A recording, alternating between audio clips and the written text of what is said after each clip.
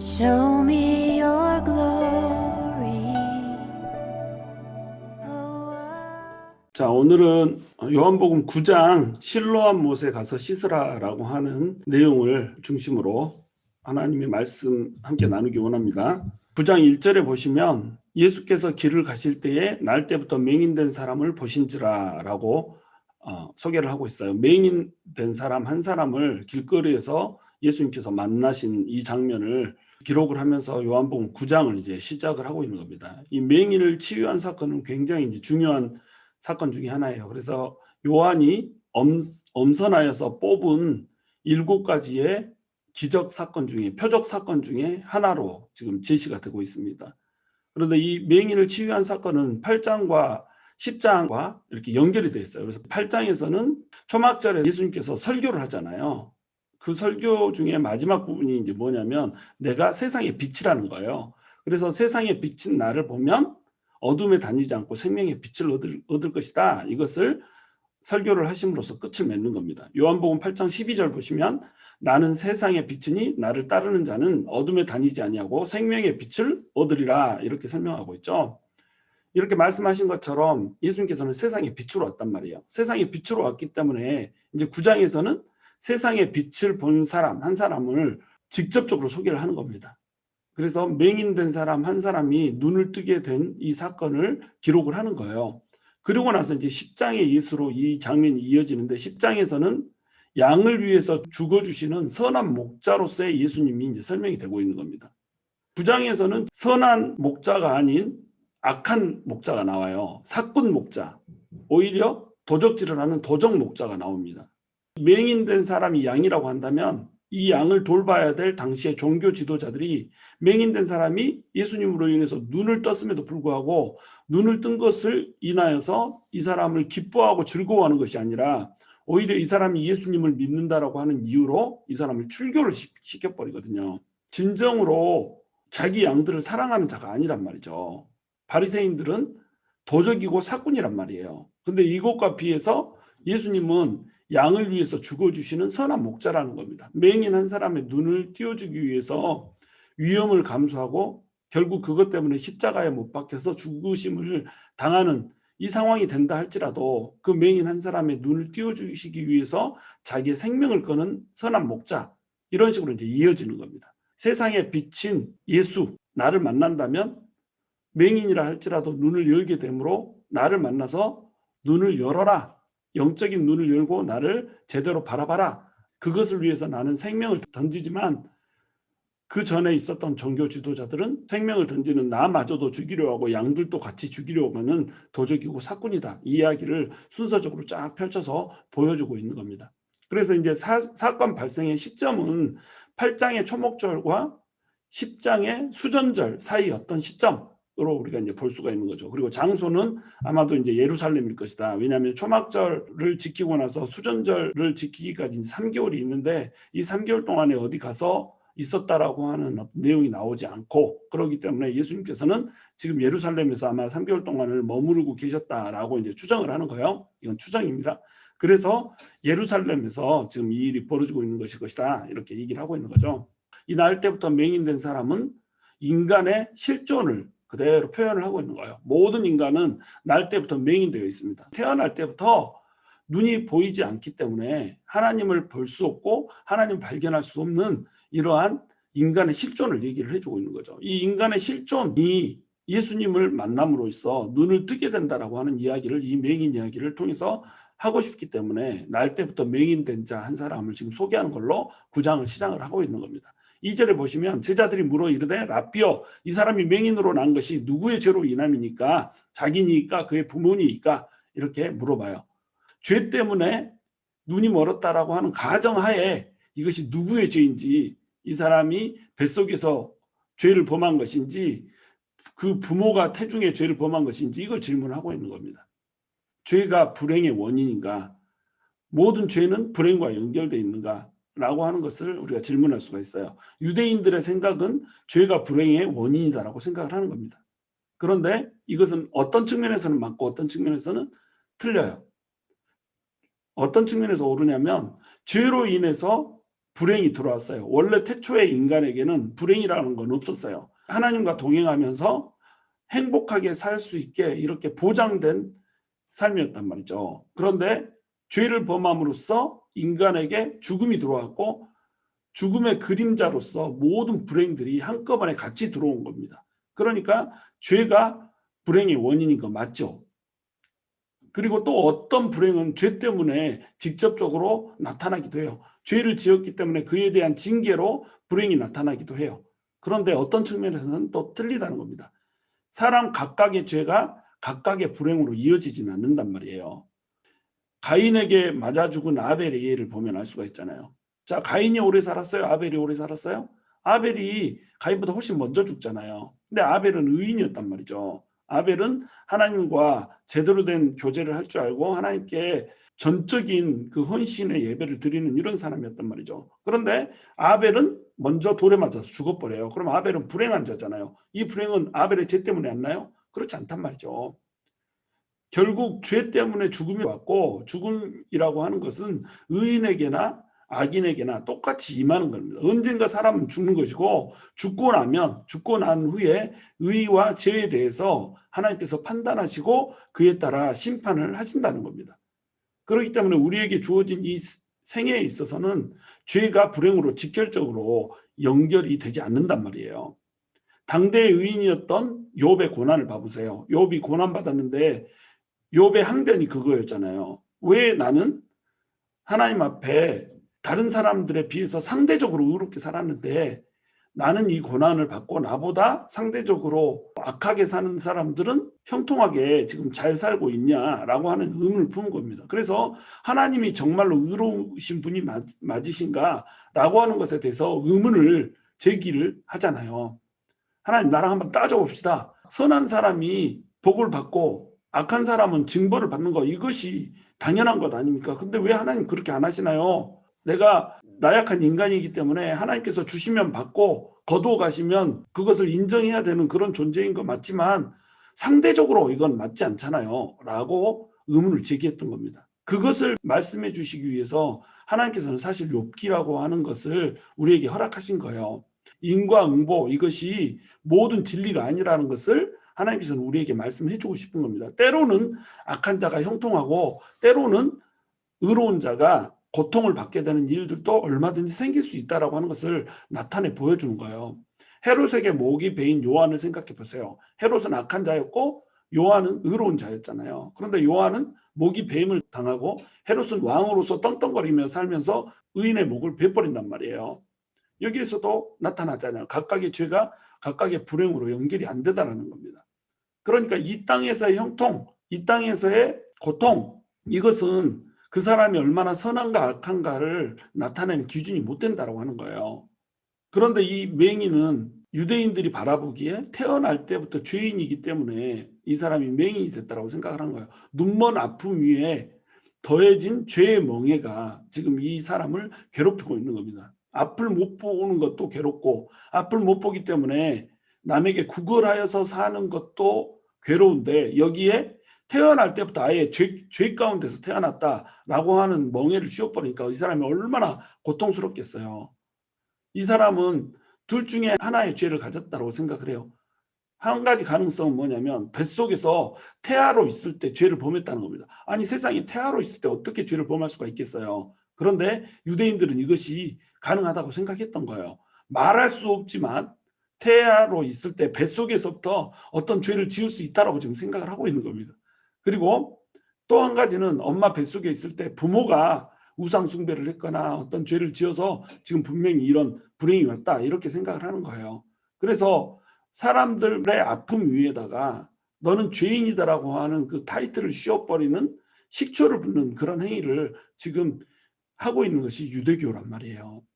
사람의 고통을 같이 아파하고 사람의 고통으로부터 어떻게 벗어날지 이런 것들을 고민하는 것이 아니라 아픈 사람이 나타나면 아픈 사람은 자신의 죄의 값을 받는다라고 생각을 했단 말이죠.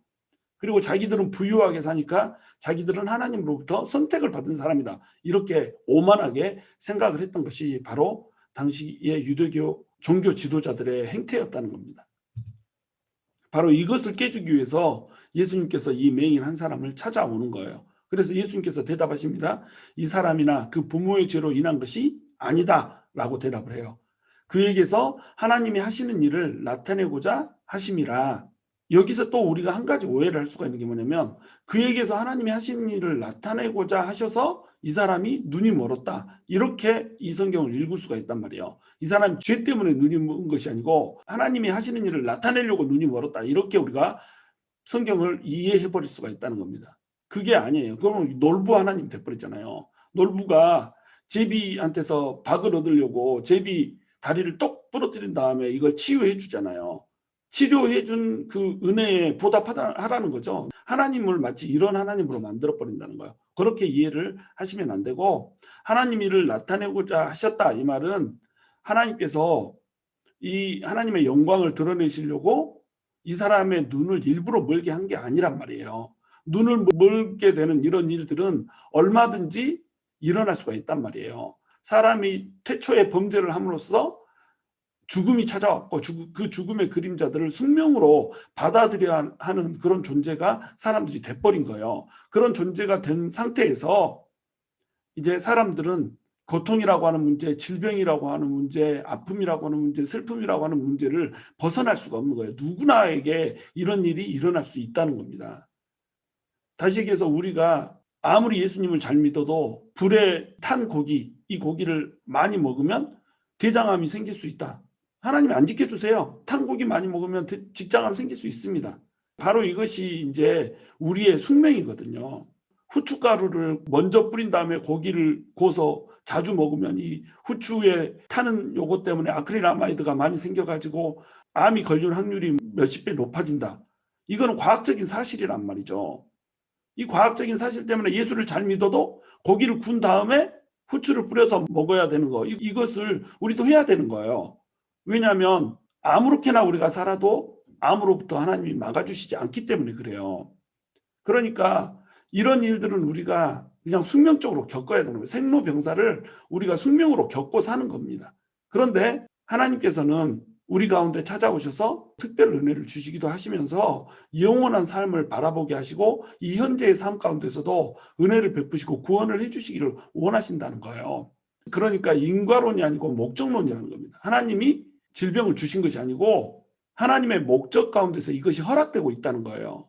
예를 들면 코로나 바이러스도 같은 케이스예요. 많은 사람들이 죄를 범하니까 코로나 바이러스를 줘서 징계를 했다, 이런 식으로 지금 사태를 본단 말이죠. 그런데 사실은 코로나 바이러스는 원래 존재하고 있는 바이러스예요. 이 바이러스가 밥쥐나 뭐 팡골린이나 이런 것 속에서 이제 하고 있는데 이것을 자기 마음대로 비위생적으로 먹어버리고 막 이러니까 여기서 질병이 생기는 겁니다. 인간들이 자기들 멋대로 비위생적으로 하다가 질병 걸린 겁니다. 그런데 하나님께서는 목적론 가운데 이것을 허락하신단 말이에요. 이것을 놔두신다는 겁니다. 그러니까 하나님을 떠나서 하나님 없이 자기 멋대로 사는 사람들, 이 사람들이 병에 바이러스에 노출되면 질병에 걸릴 수 있게 그냥 그대로 내버려 두신다는 거예요. 그 안에서 인간들은 자기가 맞이한 불행이라고 하는 것 앞에 그 불행을 직면하고 서야 되고 그 불행 앞에서 선택을 해야 되는 겁니다. 피할 수 없는 불행 앞에서 우리는 하나님을 바라볼 것인가 아니면 이 불행을 안고 멸망할 것인가 라고 하는 것을 선택을 하는 거예요. 그러면서 이제 하나님을 바라보면 하나님께서는 이 가운데서 하나님의 하시는 일을 나타내 버릴 수가 있다라고 하는 겁니다. 이 코로나라고 하는 팬데믹의 악한 상황 가운데서도 하나님께서는 은혜를 베푸시기도 하고 또 복을 주실 자에게 복을 주시기도 하고 형통할 자에게 형통을 주시기도 하더라 이거예요. 그러면 여기서 하나님 하시는 일이 나타내진다는 겁니다. 그러니까 모든 것이 하나님의 다스림 안에 있다는 거예요. 그러나 하나님은 악을 스스로 조성하지도 않으시고 고통을 스스로 만들어내시지도 않으시는 분이란 말이에요. 모든 악과 고통은 바로 우리의 죄 때문에 온다라고 하는 겁니다. 하나님께서는 이것을 보고 계시면서 이 안에서 하나님이 하실 일들을 계획하시고 하나님의 목적대로 사람들을 이끌어 가기를 원하신다는 거예요. 그 목적에 따라서 하나님이 세우신 목적에 따라서 사람들이 따라가면 하나님의 은혜와 능력을 받는 것이고 그렇지 않으면 하나님의 은혜와 능력 밖에서 멸망에 간다라고 하는 것, 이것을 우리가 이제 알아야 된다는 거예요. 4절에 보시면 때가 아직 낮음에 나를 보내신 이의 일을 우리가 하여야 하리라. 밤이 오리니 그때는 아무도 일할 수 없느니라. 내가 세상에 있는 동안에는 세상의 빛으로다. 이렇게 말씀하고 있죠. 여기서 이제 두 가지 구분을 하고 있어요. 나를 보내신 이의 일 이래가지고 정확히 보내심을 받은 분은 누구다? 예수님 한 분이다 라고 하는 것을 지금 얘기를 해주고 있는 겁니다. 그런데 하나님의 일을 하는 것은 누가 해요? 우리가 같이 한다는 거예요. 그러니까 예수님은 배타적으로 예수님 한 분일 뿐이에요. 예수님 같이 아무도 될 수가 없어요. 그런데 또한 하나님이 하시고자 하는 일을 예수님을 믿는 사람은 함께 할 수 있도록 초청을 받았다는 겁니다. 예수님은 배타적이면서 동시에 예수님은 포용적이라는 거예요. 그러니까 독보적인 그 예수님을 우리가 믿는다면 그 독보적인 예수님의 하시는 일 안으로 우리도 들어가서 하나님의 일꾼이 될 수 있고 하나님 나라를 위해서 하나님 영광을 위해서 일할 수 있는 자로 될 수가 있다는 거예요.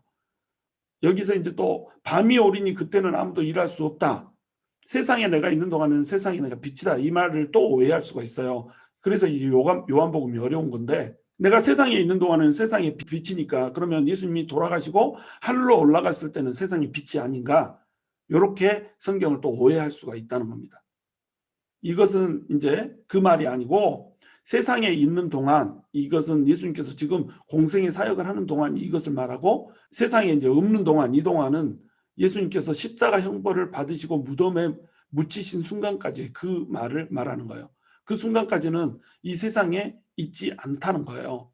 낮이라고 하는 것은 예수님이 지금 살아서 일하고 계시는 때, 이때가 낮이고 밤이라고 하는 것은 십자가에 달릴 때 그리고 무덤에 계실 때 이때는 무슨 일을 하고 싶어도 할 수가 없다는 거예요. 그때는 아무도 일할 수 없으니까 지금 일을 하자는 거예요. 지금 일하는 것은 뭐예요? 눈먼 사람의 눈을 띄우게 하는 것, 이것을 해야 된다는 거예요. 예수님께서는 지금 시각장애인의 눈을 띄워주시는 일을 바로 하실 거예요. 그런데 시각장애인 말고 영적으로 눈이 먼 사람들의 눈을 띄워주는 이 일, 이것이 하나님의 일이거든요. 이 하나님의 일을 제자들이 같이 해야 된다는 거예요. 하나님이 하시는 일을 나타내고자 하심이라. 이때 하나님이 하시는 일이라고 하는 건 뭐냐면 맹인된 사람의 눈을 띄워줌으로 말미암아서 날 때부터 영적인 소경이 돼 있는 모든 사람들, 날 때부터 맹인돼 있는 모든 사람들의 눈을 띄워주고자 하는 것. 그래서 예수님을 통하여서 하나님을 볼 수 있게 해주는 것, 예수님을 통해서 빛을 보고 어둠이 아닌 빛 가운데로 나올 수 있게 해주는 것, 이것이 하나님이 하시는 일이라는 거예요. 이 일을 나타내고자 이 사람이 눈이 멀게 된 이 상황을 하나님께서는 허락하셨다는 겁니다.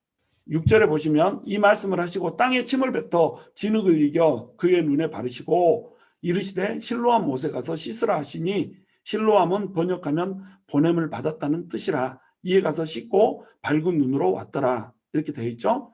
침을 뱉어서 진흙을 이기는 장면이 또 나와요.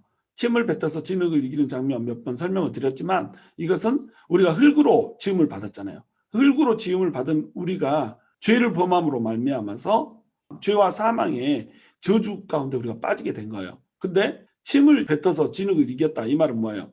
저주에 대한 저주를 하는 겁니다. 저주 위에 침을 뱉어서 또 저주를 하는 거예요. 그러면 저주가 역전이 되는 거죠. 너희에게 있는 저주를 저주하노라. 너희에게 있는 죄와 사망의 저주를 내가 끊고 너희가 온전히 나를 보고 하나님을 발견할 수 있도록 그렇게 해줄게 라고 하는 의미로 침을 지금 뱉어서 진흙을 이기는 겁니다. 그래서 진흙을 이겨서 소경의 눈에 바르고 실로암 못에 가서 씻으라고 그래요. 침을 뱉어서 진흙을 이기는데 이 진흙을 이기는 행위가 나중에 가서 큰 문제가 돼요. 왜냐하면 지금 이때가 안식일이었거든요. 14절에 보시면 안식일에 지금 이 일이 일어나고 있다라고 설명을 하고 있어요.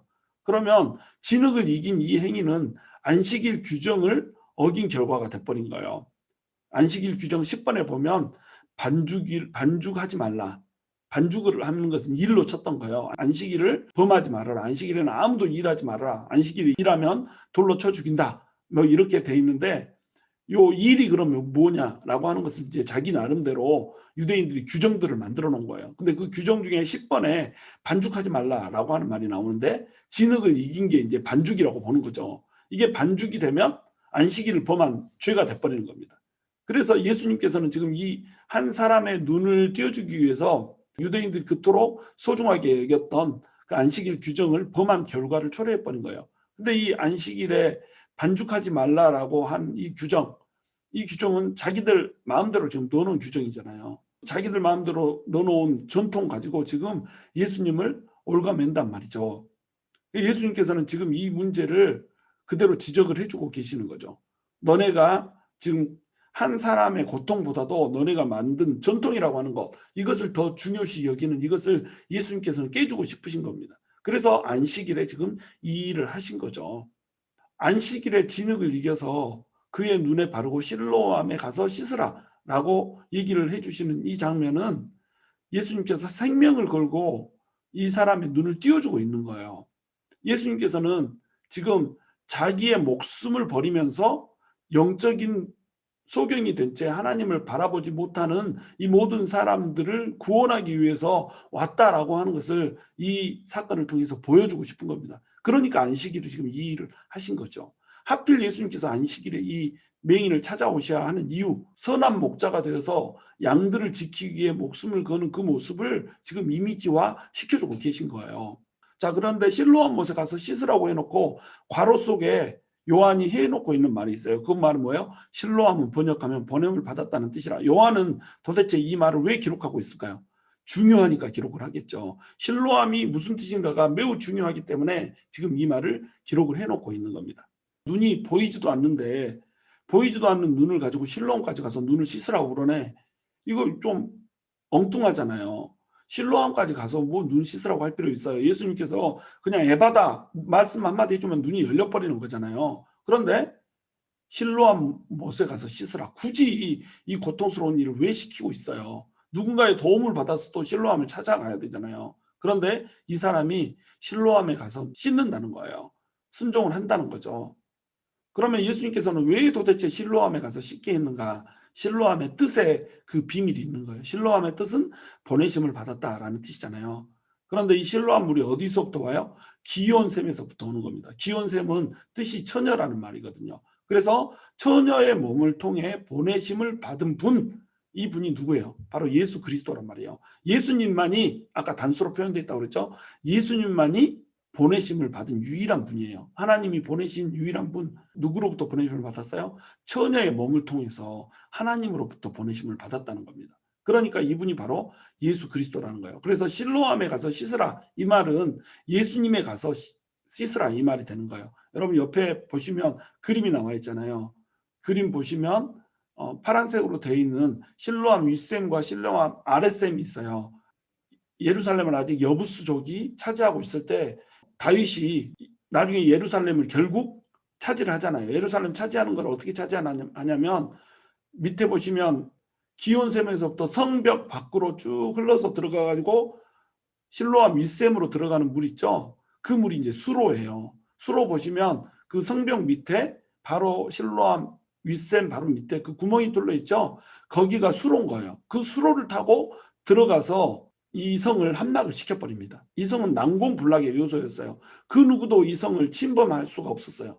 정면으로 돌파할 수 없게 이렇게 경사면에 돼 있었고 그것도 높은 곳에 있어가지고 이 성을 올라가는 것 그 자체가 그냥 모험인 이런 성이었단 말이죠. 기온샘으로부터 실로암으로 물이 흘러 들어가는데 이사야서 8장 6절 7절에 보시면 이 백성이 천천히 흐르는 실로암 물을 버리고 이런 식으로 표현을 해요. 하나님이 주신 물을 이들이 버리고 아수르가 주는 물, 아람이 주는 물, 이런 물이 좋은 건 줄 알고 그들을 따라가다가 멸망 앞에 지금 서 있다라고 하는 예언을 이사야를 통해서 해주고 있거든요.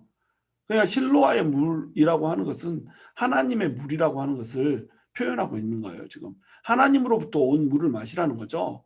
하나님이 주시는 그 은혜의 물을 마시고 살라는 거죠. 근데 이스라엘 백성들이 하나님을 보지 않아. 그래서 영적인 눈이 가려져서 하나님을 보지 못하고 세상 것들 보기 때문에 실로암 물 버리고 유브라데스 강물, 나일 강물 이런 거 쳐다보면서 살아가고 있는 거예요. 세상 보지 말고 하나님 보라는 거죠.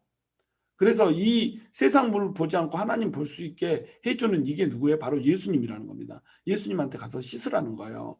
이 수로가 굉장히 이제 위험한 곳이잖아. 이 수로를 누군가가 침탈할 수 있고 또 기온샘 물이 귀하게 여겨졌단 말이죠. 그래서 히스기야가 아수르가 와가지고 이 성을 침탈하려고 할 때 터널 공사를 해요. 이걸 이제 히스기야 터널이라고 그러거든요. 기온샘에서부터 실로암 샘물까지 터널을 파가지고 원래는 기온샘에서 물이 밖에서 이렇게 쭉 흐르고 있다가 안으로 들어오잖아요. 이것을 아수르 사람들이 오면 이 물을 마셔버릴 거란 말이에요. 그럼 이 물을 마셔버리면 하나님이 주신 물이 공급이 끊어진다는 영적인 의미가 있는 겁니다. 그리고 현실적으로 이 물을 막아버리면 어떻게 되겠어요? 식수가 없어지기 때문에 안에서 전쟁을 버틸 수가 없는 겁니다. 그리고 이 수로가 여기 뚫려 있기 때문에 이 수로를 타고 또 아수르 군대가 들어와서 예루살렘을 침범해 버릴 수가 있는 거예요. 그래서 전쟁 준비를 하는 대신에 터널을 파요. 이것이 이제 히스기야 터널이거든요. 아수르가 북이스라엘을 잡아삼키고 이제 남유다까지 잡아삼키기 위해서 쳐들어와서 지금 성을 포위하고 막 이런 상황이 곧 벌어질 텐데 막 전쟁의 소문이 오고 있는데 전쟁 준비를 하는 것이 아니라 터널 공사를 하고 있었던 거예요. 이거 미친 거 아니에요. 세상의 눈으로 보기는 미친 겁니다. 그런데 히스기야에게는 뭐가 있었냐면 이 하나님이 주신 물이라고 하는 것을 버릴 수가 없었던 거예요. 그래서 전쟁 준비 대신 터널을 팠다는 겁니다. 히스기야는 정확히 알았어요. 우리 힘으로 아수르를 이길 수 없다라는 거 하는 것을 알았던 거예요. 그러니까 전쟁 준비 포기해버린 거예요. 그래서 대신 터널 공사를 해서 성 밖으로 뻗어져 있는 하나님의 은혜의 샘물을 성 안으로 우리 안으로 끌어들이기를 원합니다. 이 공사를 지금 한 것이 히스기야 터널 공사라고요. 어차피 전쟁하면 피할 수밖에 없다는 거 이거 알기 때문에 우리는 지금 하나님이 주시는 은혜 가지고 싸우겠다. 이 의지를 히스기야 터널을 파서 기온 샘물을 실로암 샘물로 끌어들이는 이 행위를 통해서 지금 하고 있는 겁니다. 우리가 바로 해야 되는 일이 이거라는 거예요. 세상에서 싸울 때 맨날 세상에서 얻어터지고 세상에 너무 골리앗과 같은 이 세상 가운데 우리가 어떻게 해볼 수가 없는 이런 상황이잖아요. 근데 이런 상황 가운데서 우리가 어떻게 해야 되냔 말이에요. 기온샘을 끌어들여야 된단 말이죠. 우리 안에 하나님의 은혜의 샘물이 넘칠 수 있게 이렇게 해야 된다는 거죠. 이러한 역사적인 의미를 가지고 있는 것이 실로암 물이었어요. 이 실로암 물에 가서 씻어라 이거예요. 그러니까 하나님이 주시는 은혜를 가지고 네 눈을 떠라 이 얘기를 지금 해주고 있는 겁니다. 너네 모든 죄악을 진흙이었던 너네 상태의 모든 죄와 사망의 저주를 보내심을 받으신 분 예수 그리스도가 주시는 그 물로 씻어내라 이거죠. 그 물로 씻어내면 저주가 사라지게 될 거야. 이제 너희는 눈을 열고 하나님을 바라볼 수 있게 될 거야. 영적인 눈이 열려서 너희는 구원에 이룰 수 있게 될 거야 라고 하는 메시지를 지금 주고 싶었던 거예요. 그래서 실로암 물에 가서 씻으라고 했던 겁니다. 그러니까 이 사람이 그대로 또 행했어요. 그래가지고 이제 앞을 보게 된 겁니다. 갑자기 눈을 뜨고 막 걸어 다니는 사람, 이 사람이 있어요. 분명히 얼굴은 눈 감고 있던 그 사람의 얼굴인데 지금 돌아다니는 사람은 눈을 뜨고 돌아다니는 거예요. 이 사람들은 상상을 할 수가 없었어요. 이웃 사람들이 이 사람을 익히 아는데 날 때부터 눈이 멀었다라고 하는 사실을 익히 아는데 걸어 다니는 거예요. 그러니까 이제 논쟁이 생긴 거죠. 이 사람이 도대체 누구냐? 분명히 이거 눈 앞을 못 보던 그 사람 같은데 어떻게 앞을 못 보던 사람이 걸어 다녀? 닮았어. 그냥 닮았네. 이렇게 한 거예요. 그러니까 이 사람이 내가 그다 이렇게 얘기를 해주는 거예요. 그래서 사람들이 이제 물어봅니다. 네 눈이 어떻게 떠졌냐? 그랬더니 이 사람이 대답을 하는 거죠. 예수라 하는 사람이 진흙을 이겨서 내 눈에 바르고 나더러 실로암에 가서 씻으라 하기에 가서 씻었더니 내가 보게 됐다. 이렇게 얘기를 합니다. 그랬더니 그들이 그가 어디 있느냐? 이렇게 얘기를 한 거예요. 그들은 예수님을 찾는 거죠. 그가 어디 있느냐라고 예수님을 찾았던 이유. 이 이유는 두 가지로 추측을 할 수가 있어요. 너무나도 놀라운 은혜를 지금 발견을 한 거잖아요. 눈을 어떻게 뜨게 할 수가 있어. 이것은 창세 이후로 들어본 적이 없는 거예요. 그러니까 이 놀라운 은혜를 우리도 한번 맛보고 싶다. 이렇게 해서 찾았을 확률이 있고 두 번째는 바리새인들에게 데려가서 바리새인들에게 고발하려고 물어봤다. 이렇게 볼 수가 있는 겁니다. 근데 13절에 보시면 이 사람들이 바리새인에게 눈을 뜬 사람을 데려가는 것을 우리가 볼 수가 있어요. 그러니까 이 사람들은 놀라운 은혜를 갈망해서 예수님을 찾은 것이 아니라 바리새인들에게 고발하기 위해서 진흙을 이겨서 눈에 발랐다네. 그러니까 눈을 뜬 내 이웃의 그 행복보다 지금 반죽을 했냐 안 했냐 이것이 더 소중한 거예요. 그럼 우리가 이렇게 살아갈 수 있거든요. 한 사람이 고통 가운데서 해결을 받았으면 그 사람이 뭐 뭘 지켰냐 안 지켰냐 이거 따지고 있을 때가 아니라 그 사람의 행복 때문에 즐거워해 줘야 될 거 아니에요. 그런데 반죽을 한 것이 옳은가 안 옳은가 이거 따지고 있는 겁니다. 우리가 얼마나 인간적으로 예수를 믿는다라고 하면서도 한 사람의 고통을 바라보지 못하고 한 사람의 기쁨에 같이 동참하지 못하고 다른 사람의 고통과 행복, 한 사람의 일생에 관심 없이 무엇이 옳은가 그른가 이것만 따지고 있을 때가 얼마나 많냔 말이에요. 그래서 바리새인들이 그 사람을 보고 바리새인들 사이에서도 논쟁이 일어난 거예요. 아니 안식일에 어떻게 진흙을 이길 수가 있어? 안식일에 진흙을 이겼으니까 이 사람은 하나님으로부터 온 사람이 아니라 틀림없이 죄인이다라고 얘기를 한 거예요. 그런데 여기서 모순이 생기는 겁니다. 아니 눈을 뜨게 하는 것을 죄인을 통해서 어떻게 하나님이 할 수 있어? 이게 유대인들의 관점에서 벗어나는 거예요. 유대인들은 하나님께서는 죄인을 통해서는 절대로 하나님의 일을 하지 않으시고 의인을 통해서만 하나님의 일을 한다고 생각을 했거든요. 그러면 눈을 뜨게 하는 일을 한 것, 이것은 죄인이 할 수 있는 일이 아니라는 겁니다. 이건 틀림없이 하나님이 하신 일인데 하나님만 할 수 있는 일인데 하나님만 할 수 있는 일을 어떻게 죄인이 하냐. 그러니까 하나님의 일이다 아니면 죄인이다. 이 둘 중에 하나에 있어서 지금 모순이 생기는 거예요. 갈등이 생기는 겁니다. 그래서 이제 어떤 사람은 안식일을 범한 죄인이다 이렇게 얘기하고 어떤 사람은 죄인이 어떻게 이런 일을 할 수가 있냐. 이 사람은 하나님의 사람이 틀림없다라고 이제 논쟁이 붙은 거예요. 지금 이런 상황 가운데 어떻게 결론을 내릴 수가 없으니까 맹인한테 이제 물어보는 겁니다. 이 맹인이었다 눈을 뜬 사람에게 물어보는 거예요. 그들이 그토록 죄인이라고 멸시했고 태어날 때부터 죄 가운데서 태어났다고 멸시했던 그 사람에게 지금 물어보고 있는 우스꽝스러운 장면이 펼쳐지고 있는 겁니다. 너는 그 사람을 누구라고 하느냐? 그랬더니 맹인이 이제 고백을 해요. 내가 보기에 예수님은 선지자입니다. 이렇게 얘기한 거죠. 이 사람은 예수님이 누구인지 몰라요. 예수님이 다윗의 자손이고 예수님이 메시아라고 하는 사실을 몰라요. 그냥 이 사람이 확실히 아는 것은 이 사람은 하나님으로부터 온 사람이라고 하는 것만 알아요. 그러니까 예수님은 선지자라고 이제 대답을 했다는 겁니다. 이 사람은 당사자잖아요. 눈을 감고 있다가 갑자기 눈을 떠버렸어요. 평생을 눈을 뜨지 못한 채 살아가고 있는 이런 사람이었는데 이런 사람으로 성인이 되었는데 갑자기 눈을 뜨게 된 거예요. 그러면 이 사람은 틀림없이 하나님이 보낸 사람 맞죠. 그러니까 선지자라 이렇게 자기 최선의 지식을 발동해서 얘기를 하고 있는 겁니다. 그래서 이것을 이제 바리새인들이 믿지를 못해요. 아니 어떻게 안식일을 범한 사람이 눈을 뜨게 해줄 수 있어. 그래가지고 이건 틀림없이 조작이다 이렇게 생각을 한 거예요. 그래서 부모에게 이제 가서 확인을 하는 겁니다. 이 사람이 날 때부터 눈을 못 떴던 자 맞냐? 그랬더니 맹인의 부모가 대답을 하죠. 이 사람이 틀림없이 날 때부터 눈이 보이지 않았던 사람인 것을 우리가 알고 있습니다. 이렇게 얘기하죠. 그랬더니 어떻게 해서 이 일이 벌어졌냐 이제 따지기 시작한 거예요. 이걸 따지는 목적이 뭐냐면 예수님을 하나님이 보내신 분으로 인정을 해버리는 순간에 모두 출교를 시키기로 결정을 한 거예요. 이 사실이 공표가 된 겁니다. 그래서 이 사실을 잘 알고 있는 맹인의 부모들은 지금 출교당할 위기에 놓인 거예요. 어떻게 대답하냐에 따라서 출교가 될 수 있는 거예요. 이 출교라는 건 뭐냐면 유대교에서 쫓아내서 유대교인이 아닌 사람으로 살게 하겠다는 거예요. 그러면 이스라엘 땅에서 유대교인이 아닌 채로 출교당에서 살고 있는 사람, 이 사람은 그냥 나는 이제 유대교인이 아니에요. 이런 정도로 멈추는 게 아닙니다. 이 사람은 모든 경제적인 혜택에서 다 벗어나는 거예요. 그러니까 가난하고 궁핍하게 살아야 되는 거예요.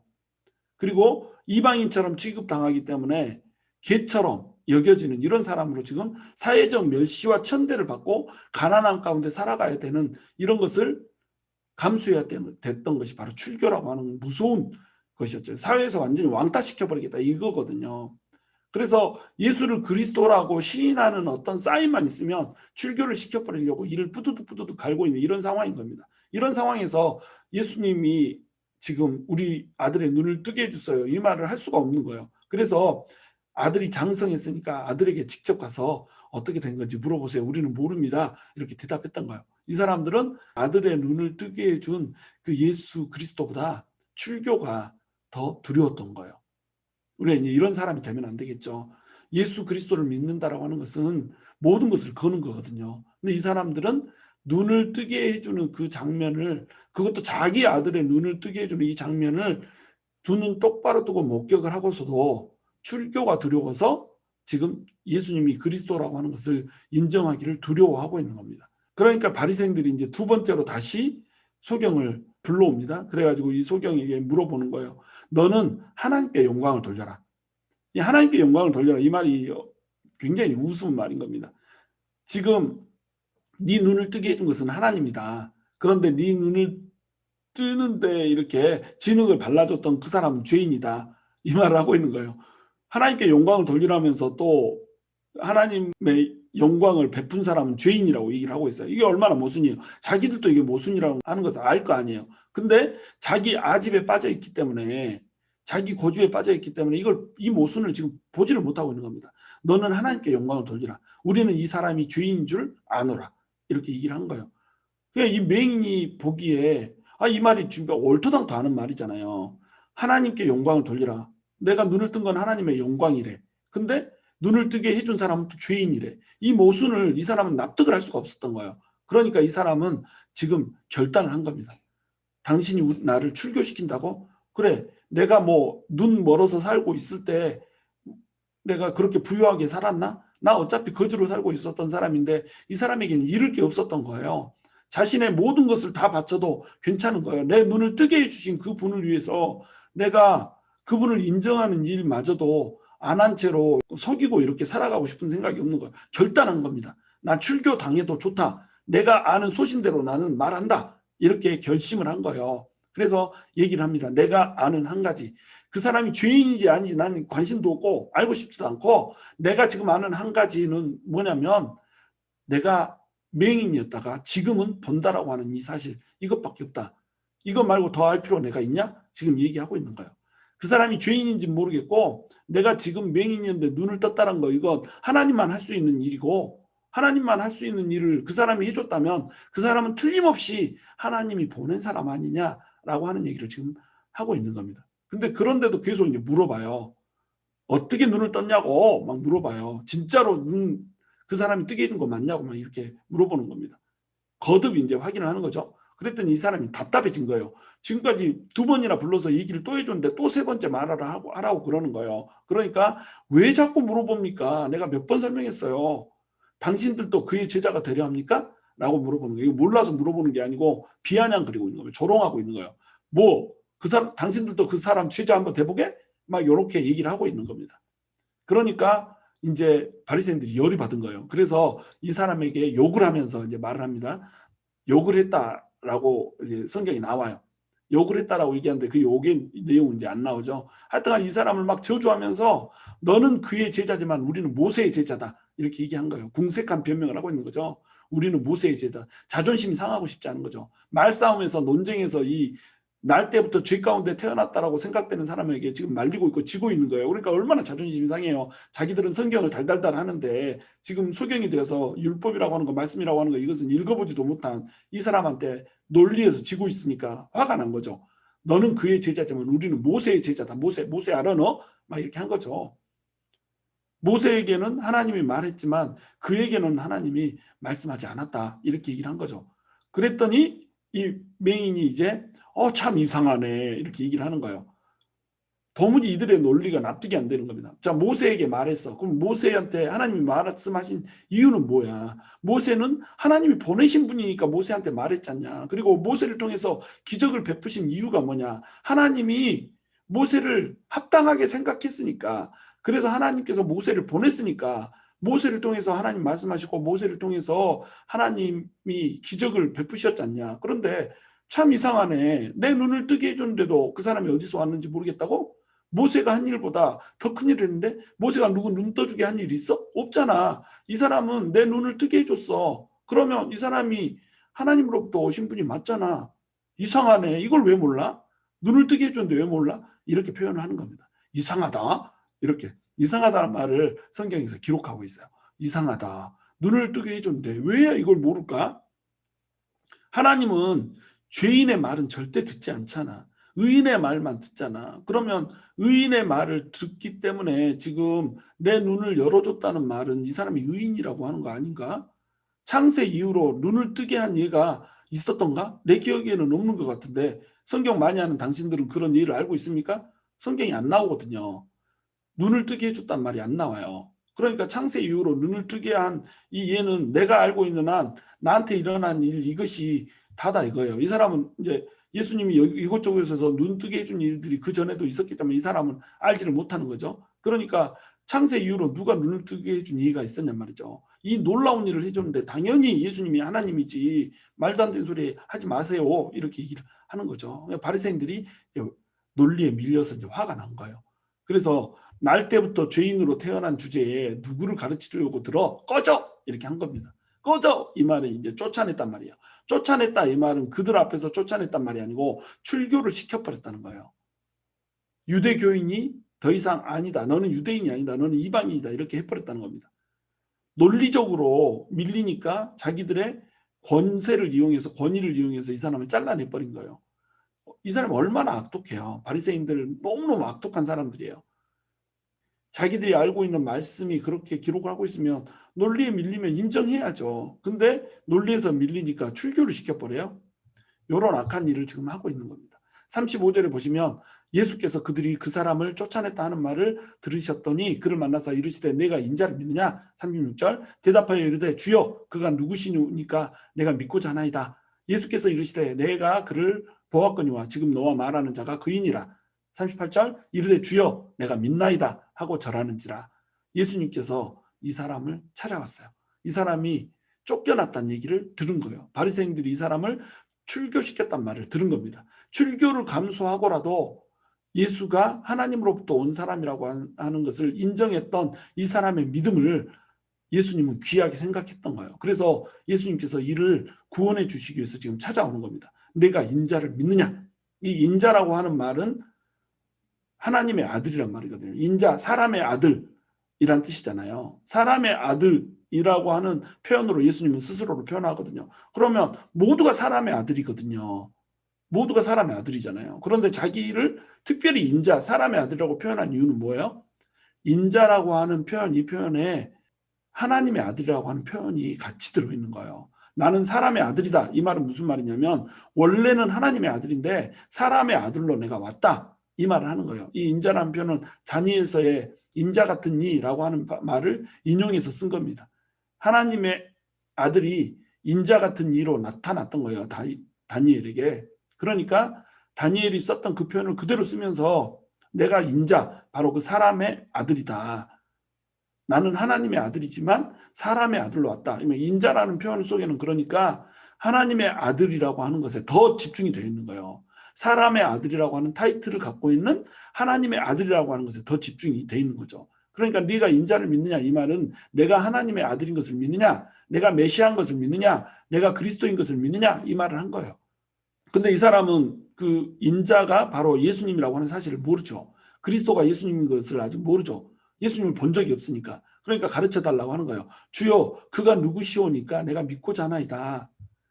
내 눈을 뜨게 해주신 분이 누굽니까? 누군지 알기만 하면 믿겠습니다. 그 사람이 하나님의 아들이라고 하는 것은 난 의심하지 않습니다. 지금 이 얘기하는 거예요. 누구입니까? 누군지만 가르쳐 주세요. 나 보고 싶어요. 그분. 이렇게 얘기한 겁니다. 그러니까 예수께서 이르시되 내가 그를 보았거니와 지금 너와 말하는 자가 그이니라. 벌써 나를 봤다는 거예요. 내가 바로 그 사람이다. 내가 바로 하나님의 아들이다. 그러니까 바로 무릎을 꿇고 절하면서 주여 내가 믿나이다. 이렇게 고백하고 나오는 겁니다. 여러분 눈을 뜬 것보다 더 중요한 것 이것이 바로 구원이에요. 우리가 육신의 눈을 뜨고 있는 것보다 더 중요한 거 이건 영적인 눈을 뜨는 거예요. 우리가 육신의 눈을 뜨고 이 세상 것 온갖 좋은 것들 다 보면서 세상에 좋은 것들 쫓아다니는 거 이거 중요하지 않아요. 영의 눈을 뜨고 영원히 사라지지 않는 가치를 가진 것들을 바라볼 수 있는 이것이 진짜 눈이란 말이에요. 이 눈을 뜬 자가 되라는 거죠. 그래서 제자가 된다라고 하는 것은 모든 것을 거는 것이다라고 하는 것을 지금 가르쳐주고 있어요. 출교의 위험까지도 생명의 위험까지도 받을 수 있는 이 모든 것을 걸고 지금 이 맹인되었던 사람은 아들인 예수님을 한 번도 얼굴도 본 적도 없고 지금 그 얼굴이 어떻게 생겼는지도 모르는데 그분이 내 눈을 뜨게 해줬으니까 그분은 하나님의 아들이라고 하는 것을 지금 알고 있는 겁니다. 그리고 그것을 알기 때문에 바리새인들의 협박 가운데서 굴하지 않았던 거예요. 예수님께서는 그를 찾아와서 그를 만나 주셨고 예수님만이 유일한 가치라고 하는 것을 인정하는 자가 진정한 예수님의 제자라고 하는 것을 보여주고 있는 거예요. 이 사람은 날 때부터 맹인이었고 거지로 살아왔던 이런 사람이지만 날 때부터 죄인이라고 하는 허울까지 좋은 글씨처럼 받고 살아가는 이런 사람이었지만 이 사람은 예수님을 만난 이후로 예수님만이 유일한 가치인 것으로 살고 있는 이런 사람이었단 말이죠. 바로 이런 사람이 되라는 거예요. 영적인 눈을 뜨고 한번 눈이 뜨여졌으면 모든 것을 예수님을 위해서 걸 수 있는, 올인할 수 있는 이런 사람이 되라는 겁니다. 39절에 보시면 예수께서 이르시되 내가 심판하러 이 세상에 왔으니 보지 못하는 자들은 보게 하고 보는 자들은 맹인이 되게 하려 함이라 하시니 바리새인 중에 예수와 함께 있던 자들이 이 말씀을 듣고 이르되 우리도 맹인인가? 예수께서 이르시되 너희가 맹인이 되었더라면 죄가 없으려니와 본다고 하니 너희 죄가 그대로 있느니라 이렇게 얘기를 해주면서 9장 전체가 마무리가 되고 있습니다. 예수님께서 세상에 내가 온 목적을 지금 얘기를 해주고 있습니다. 보는 자들은 맹인이 되게 한다는 거예요. 그리고 보지 못한 자들은 보게 한다는 거예요. 이게 무슨 뜻이냐면 내가 맹인이라고 하는 사실을 인정하는 자, 내가 죄인이라고 하는 사실을 인정하는 자, 태어날 때부터 내가 죄인이라고 하는 것을 인정하는 자에게는 보게 해주겠다는 거예요. 그런데 나는 맹인이 아니고 똑바로 본다. 내가 보는 것이 하나님이다. 나는 하나님의 모든 것을 안다. 이렇게 똑똑한 척 잘난 척 하는 사람은 맹인이 되게 하겠다는 거예요. 눈이 멀어서 하나님을 보지 못하게 하겠다는 거예요. 겸손하고 낮아져서 하나님을 발견하려고 하는 자만 하나님을 볼 수 있게 이렇게 해주겠다는 거예요. 이것이 하나님이 오신 목적이에요. 낮아지고 예수님이 이 땅에 오신 목적이 바로 이거라는 겁니다. 낮아지고 낮아져서 겸손해져서 내가 죄인이라고 하는 것을 인정하고 죄인의 한 사람으로 앞을 보지 못하는 맹인의 한 사람으로 예수님께 나오면 하나님을 보게 해주겠다는 것, 그것이 메시지라는 거죠. 그런데 이걸 인정을 못하는 사람은 절대로 하나님을 볼 수가 없다는 거죠. 그러니까 바리새인 중에 예수와 함께 있던 자들이 그 예수님이 말씀하시는 그 자리에 있던 사람들이 이제 얘기를 하는 거예요. 우리도 그럼 맹인이란 소리요? 이렇게 얘기를 한 거죠. 너희가 맹인이라고 하는 것을 인정하면 너네 죄가 없다. 그런데 너네가 아직도 맹인이라고 하는 사실을 모르고 본다고 하니까 너희 죄가 그대로 있다. 지금 얘기를 해주는 겁니다. 자기 죄를 보지를 못하는 거예요. 맹인이 되었다고 한다면 자기 죄를 볼 텐데 자기들이 다 본다고 하는 거예요. 보지도 못하면서 본다고 하는 거예요. 우리는 죄가 없다고 하는 거예요. 그러니까 그 죄가 그대로 있을 수밖에 없는 겁니다. 우리가 우리의 죄를 다 인정을 하면 하나님을 볼 수가 있어요. 그리고 죄를 사함받을 수 있어요. 근데 우리가 우리 죄를 보지 못하고 우리가 죄 없다라고 하나님 앞에 바득바득 묵이면 그 죄가 그대로 있는 거예요. 왜? 죄가 없다고 하니까 그 죄를 사해 줄 수가 없잖아요. 죄가 있다고 고백해야지 그 죄를 씻어줄 수 있을 거 아니에요. 그러니까 스스로 맹인인 걸 알아야 구원을 받는다는 겁니다. 낮은 자가 돼야지 이 구원을 받을 수가 있다는 거예요. 그런데 스스로 본다고 하면 스스로 본다고 하기 때문에 멸망할 수밖에 없다는 거예요. 그러므로 결론적으로 실로암이 가서 우리는 우리의 눈을 씻어야 된다는 겁니다. 한치 앞을 보지 못하고 우리가 죄인이라고 하는 사실도 보지 못하고 우리가 하나님 앞에 정말 선한 것이 하나도 없는 이런 존재인 것을 보지 못하고 이런 존재로 살아가는 우리가 실로암에 가서 씻어야 된다는 거예요. 실로암 물에 가서 씻기만 하면 진흙이 저주를 받을 거라는 거예요. 죄와 사망을 받은 흙으로부터 온 우리 존재가 지금 저주의 씻김을 받고 이제 저주가 없는 자로 살아갈 수 있게 될 거라는 거예요. 그러므로 우리 실로암에 가서 우리도 씻어야 되는 거예요. 이 실로암이 누구예요? 예수 그리스도. 예수 그리스도에게 가서 우리의 눈을 씻고 구원받은 자로 서야 된다는 거죠. 우리는 그 구원의 자리에 선 자들이에요. 그런데 우리 매일의 삶에서 우리는 지속적으로 예수님한테 나아가서 우리의 눈을 씻어내야 되는 거예요. 주님, 우리가 범죄한 것을 보게 하여 주시옵소서. 우리가 더러운 것을 주님 알게 하여 주시옵소서. 우리가 지금 현재에도 예수님을 발견하지 못하고 세상 것에 눈 멀어서 살아가고 있는 거 우리 눈을 씻어주시고 영원한 것을 보게 하여 주시옵소서. 하나님의 영광을 보고 살 수 있게 해주시옵소서. 지속적으로 우리 실로암에 나가서 우리의 눈을 씻어야 된다는 겁니다. 눈을 씻고 예수님을 똑바로 보고 하나님을 똑바로 보고 살아가야 된다라고 하는 거예요. 만약에 우리가 본다라고 하면 우리의 죄는 그대로 있을 겁니다. 그런데 우리가 주님 우리는 보지 못합니다. 우리 눈을 열어주소서. 이렇게 맞게 고백하면서 나가면 하나님께서는 우리의 영적인 눈을 열어주셔서 볼 수 없는 세상을 보여주시고 보이지 않는 세계를 보여주시고 영원한 가치를 보게 해주심으로써 우리 영혼이 살아서 움직이게 해주실 거라는 거예요. 저와 여러분이 실로암 대신 예수 그리스도에게 나아가서 우리의 보이지 않는 눈을 씻고 눈을 뜰 수 있게 되기를 주님의 이름으로 축원합니다.